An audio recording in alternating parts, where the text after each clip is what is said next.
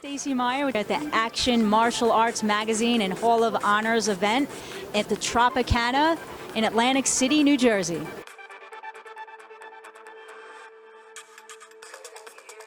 Hi, this is Stacey Meyer. We're here at the Action Martial Arts Magazine Hall of Honors in Atlantic City, New Jersey. We have a special guest with us. We have Sasha Mitchell. You might know him in the Kickboxer movies. How are you? Good, fantastic. Happy to be here. Good. How are you enjoying the martial arts events going on? That's wonderful. I had a great time. Well, everybody's here, you know, and they're like family.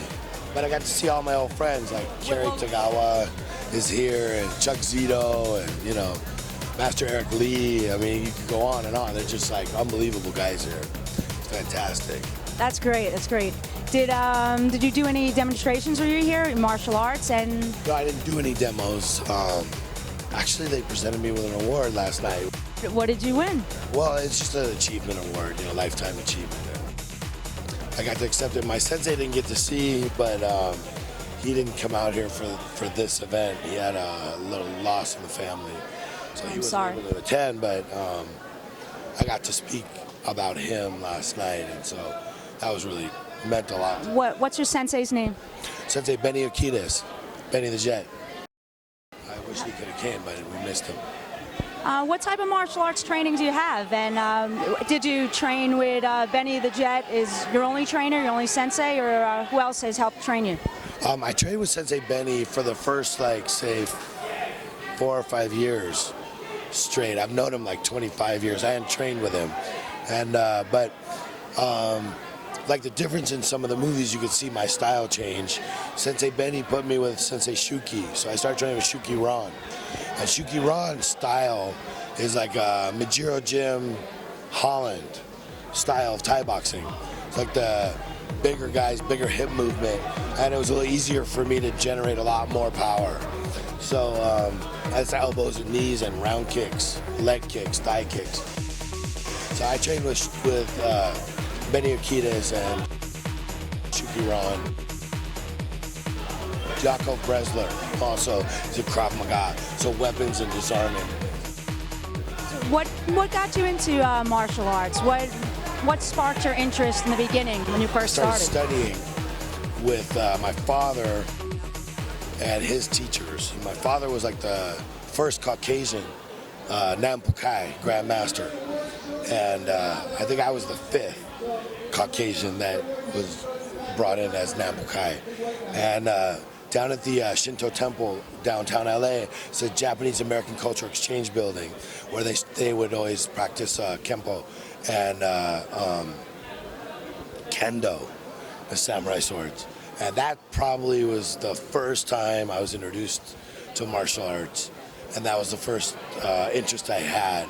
And some of the guys, Takeshi Nakamura, he was a Kendo master, samurai swords, and he was a good friend of the family, so he started showing me techniques. And then, you know, I took boxing. Sensei Benny was really my first teacher for martial arts. Is that how you got the role in Kickboxer and took over for Jean-Claude Van Damme? Yeah, actually, I think Albert Pune, the director, was more visionary than I was, because I would have not imagined myself taking over that role. You were great in it. Thank you. Albert Pune, he saw it, he thought of it. He directed like so many movies, completely different genres, like Sword and the Sorcerer, and just tons and tons of movies. I've done quite a few of them with him in the last couple of years. Actually, I think we're going to China in February to do another kickboxing movie. And I did like a cyborg movie with him a year ago, and you know, these vampire swords, vampires movies, like I love him. You know, like he and Art Camacho, like I did a movie with Art Camacho in December, The Chemist. It was with Olivier Grenier, and he did like Angel Town a long time ago. Remember martial arts? I do remember that. That was Sensei Benny. He's from the Jet Center. I know him from the Jet Center. So then he was doing another movie right after called Executive Protection. So I did that with him. So like in the last year, we did The Chemist and then Executive Protection. I think in February we're gonna go do a kickboxing movie. with Albert. That's fantastic. It's pretty nice. So do you have anything else? I know you have 2 movies you said coming out. You have another Kickboxer you just said, and The Chemist. Anything else that you like to tell our listening audience?